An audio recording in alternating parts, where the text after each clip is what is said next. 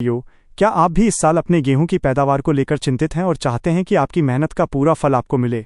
तो आज का ये वीडियो आपके लिए किसी वरदान से कम नहीं होने वाला है, क्योंकि आज हम उस गुप्त फॉर्मूले की बात करेंगे जो आपकी फसल का कायाकल्प कर सकता है।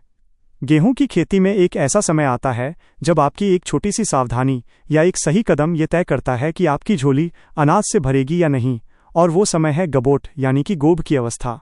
अगर इस समय आपने सही खाद और सही पोषण का चुनाव कर लिया तो यकीन मानिए आपकी गेहूं की बालियां न केवल लंबी और मोटी होंगी, बल्कि दानों में ऐसी चमक और वजन होगा कि मंडी में आपकी फसल सबसे ऊंचे दाम पर बिकेगी। आज के इस विशेष वीडियो में हम विस्तार से जानेंगे कि गबोट अवस्था में वे कौन सी दो जादुई चीज़ें हैं जिन्हें डालते ही आपकी फसल की रंगत बदल जाएगी और आपकी पैदावार लगभग दोगुनी तक पहुंच सकती है। इस महत्वपूर्ण जानकारी को शुरू करने से पहले अगर आप हमारे चैनल पर नए हैं और अभी तक आपने इसे सब्सक्राइब नहीं किया है तो कृपया नीचे दिए गए सब्सक्राइब बटन को दबाएं और घंटी के निशान को ज़रूर क्लिक करें, ताकि खेती किसानी से जुड़ी हर सटीक जानकारी आप तक सबसे पहले पहुंचे। और अगर ये जानकारी आपको अच्छी लगे तो वीडियो को लाइक ज़रूर करें। आगे बढ़ने से पहले मैं आपसे एक छोटा सा सवाल पूछना चाहता हूं, जिसका जवाब आप नीचे कमेंट बॉक्स में ज़रूर दें कि इस समय आपकी गेहूं की फसल कितने दिन की हो चुकी है और आपने अब तक उसमें कौन कौन सी खादों का प्रयोग किया है, ताकि हम आपको आपकी फसल के अनुसार सही सलाह दे सकें। गेहूं की फसल में गबोट की अवस्था वो समय होता है जब गेहूं की बालियां तने के अंदर बन रही होती हैं और बाहर निकलने की तैयारी में होती हैं। इस समय पौधे को अपनी पूरी ऊर्जा बालियों के विकास में लगानी होती है। इस समय किसान अक्सर एक बड़ी गलती करते हैं कि वे केवल यूरिया पर निर्भर रहते हैं, जबकि इस अवस्था में पौधे को नाइट्रोजन की तुलना में फास्फोरस और विशेष रूप से पोटेशियम और माइक्रोन्यूट्रिएंट्स की कहीं अधिक आवश्यकता होती है। जब पौधा गोब की अवस्था में होता है तो उसकी झंडा पत्ती यानी फ्लैग लीफ सबसे ज़्यादा सक्रिय होती है, और यही वो पत्ती है जो पौधे के लिए 70% से ज़्यादा भोजन बनाने का काम करती है। अगर इस समय हम पौधे को सही पोषण दे दें तो बालियों के अंदर दानों का भराव बहुत अच्छे तरीके से होता है और दाने पिचके हुए नहीं रहते। शोध बताते हैं कि गबोट की अवस्था में पोटेशियम और बोरॉन का मेल गेहूं की फसल के लिए अमृत के समान काम करता है। अब सवाल ये उठता है कि हमें इन चीज़ों का इस्तेमाल कैसे करना है और इनकी मात्रा क्या होनी चाहिए ताकि फसल को अधिकतम लाभ मिल सके। इस फॉर्मूले की पहली मुख्य चीज़ है NPK 52 मिनट 34 सेकंड, जिसे मोनोपोटाशियम फॉस्फेट भी कहा जाता है, जिसमें 52% फास्फोरस और 34% पोटेशियम पाया जाता है। फास्फोरस इस समय तने को मजबूती प्रदान करता है ताकि जब भारी बालियां आए तो तेज़ हवा चलने पर भी आपकी फसल ज़मीन पर न गिरे। साथ ही ये बालियों की लंबाई बढ़ाने में भी सहायक होता है। वहीं पोटेशियम का काम पौधे के भीतर पोषक तत्वों के परिवहन को तेज़ करना होता है। यह पौधे की रोग प्रतिरोधक क्षमता को बढ़ाता है और दानों में चमक और वजन पैदा करता है। पोटेशियम की वजह से ही दाने सुडौल और मोटे बनते हैं, जिससे आपकी पैदावार में सीधा इजाफा होता है। जब आप NPK 52 मिनट 34 सेकंड का छिड़काव करते हैं तो ये सीधे पत्तियों के जरिए पौधे के सिस्टम में पहुंच जाता है और बहुत जल्दी असर दिखाना शुरू कर देता है।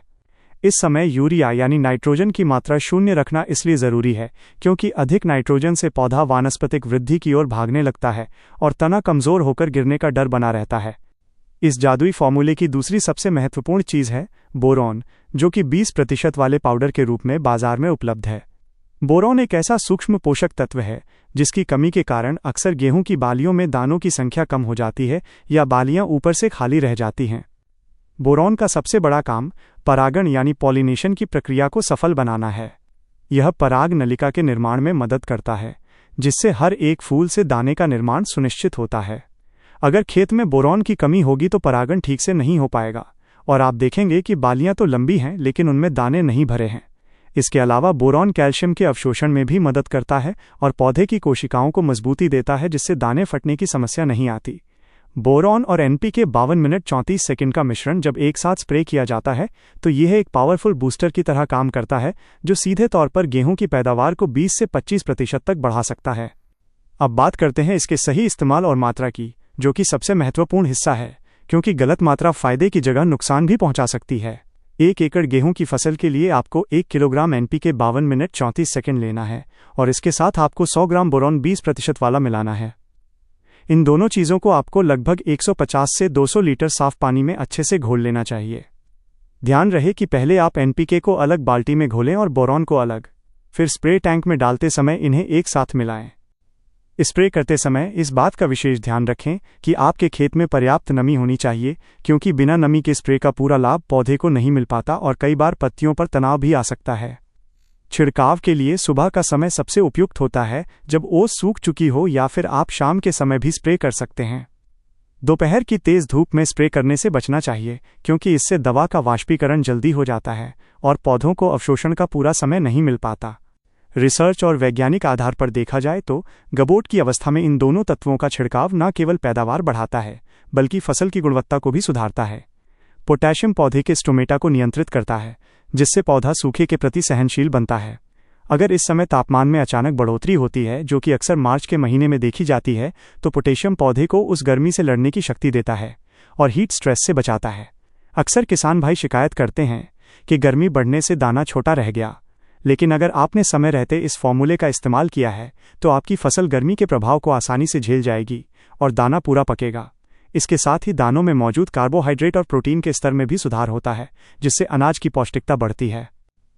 कई बार किसान पूछते हैं कि क्या इसके साथ हम किसी कीटनाशक या फफूंदनाशक को मिला सकते हैं?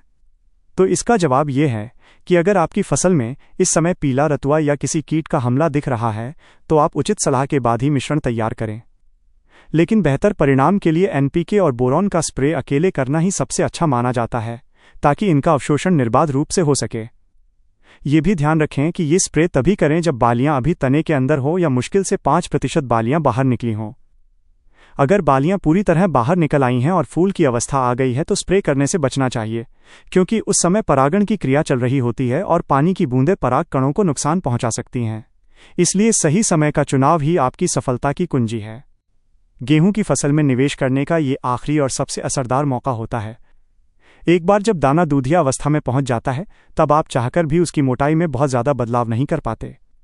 इसलिए गबोट की यह अवस्था ही वो निर्णायक मोड़ है जहां आपको सक्रिय होना होगा।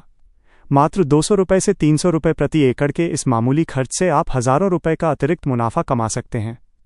खेती में तकनीक और विज्ञान का समावेश ही आपको एक सफल और समृद्ध किसान बनाता है। पारंपरिक खेती के साथ साथ इन आधुनिक संतुलित पोषण विधियों को अपनाकर आप न केवल अपनी मिट्टी की उर्वरता को बनाए रख सकते हैं, बल्कि कम लागत में बम्पर पैदावार भी हासिल कर सकते हैं। मुझे पूरा विश्वास है कि अगर आप इस फॉर्मूले को सही तरीके और सही समय पर अपनी गेहूं की फसल में लागू करते हैं, तो आपको इस बार अपने खेत में जो बदलाव दिखेगा वो आपको हैरान कर देगा। आपकी मेहनत और सही तकनीक मिलकर ही आपकी फसल को दोगुनी करने का सपना सच करेगी। आशा है कि ये विस्तृत जानकारी आपके लिए अत्यंत लाभकारी सिद्ध होगी और आप अपनी गेहूं की फसल से इस वर्ष रिकॉर्ड तोड़ पैदावार प्राप्त करेंगे। इस जानकारी को अन्य किसान भाइयों के साथ भी साझा करें, ताकि वे भी इसका लाभ उठा सकें। खेती से जुड़ी ऐसी ही और गहरी और शोध